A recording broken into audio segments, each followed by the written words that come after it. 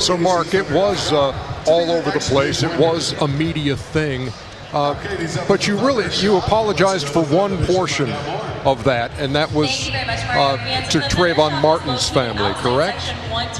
Yeah, and the reason I apologized is because I've met and spent time with his family, and when I said it, I hadn't considered that they might have to deal with all the media onslaught, and that's not fair to them. I mean, I know his brother. I tried to hire his brother. He's a super smart kid, and he's going to do amazing things. And I didn't feel, I hadn't considered the Martins, and I felt bad for that. And so for that reason, I owed them an apology. And let me be clear, no one asked me to apologize. I did it voluntarily because I'd made a mistake as far as the Martin family was concerned. Mark, when you sit down and look back to the interview, you say two things: being a bigot and being prejudicial. Do you? I think to me, there's two totally different things.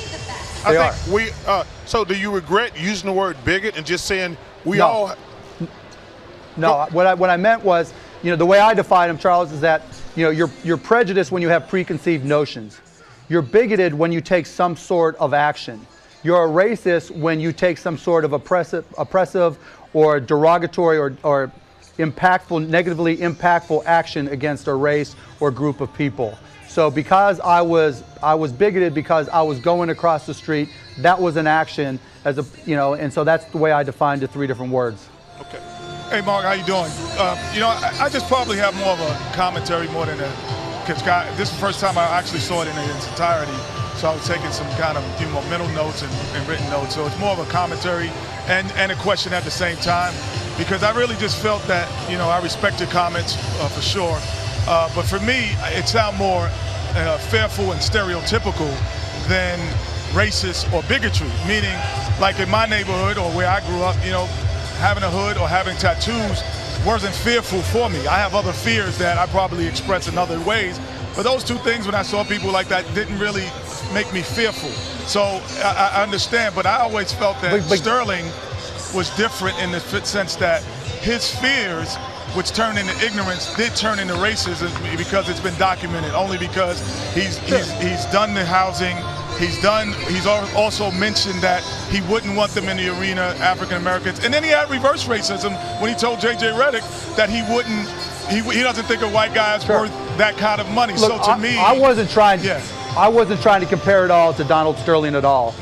And remember, I said late at night with the hoodie. I don't care if somebody wears a hoodie. Golly, I mean, I couldn't associate with anybody. I don't care if it's a black kid, an orange kid, a green kid, a brown kid. Wearing a hoodie is inconsequential. It means nothing. The bigger point, and again, it was a bad example, and it was a wrong example, is Kenny, I don't care who you are. If you're walking down the street late at night, and I've been in that circumstance, it's not just a hypothetical, I've been there, and you see some kid that you think is threatening in any way, shape, or form, you're going to the other side of the street. Period, end of story. And I don't care what they're wearing, and I chose hoodie as an example. I went on to say other stereotypes, whatever they may be. It was just bad examples. Right, and that was my point. But I just felt that carrying the stereotype or the look of someone, and then carrying it to the point where you act on it in terms of a negative way, in terms of you hold people back in different ways. That's prejudice, and that's why I was trying to think what Charles was saying. Well, that's actually racism. That's racism, right? That's racism. But being prejudiced, racism. I'm prejudiced against people who didn't go to the University of North Carolina. I'm prejudiced against people from New York City.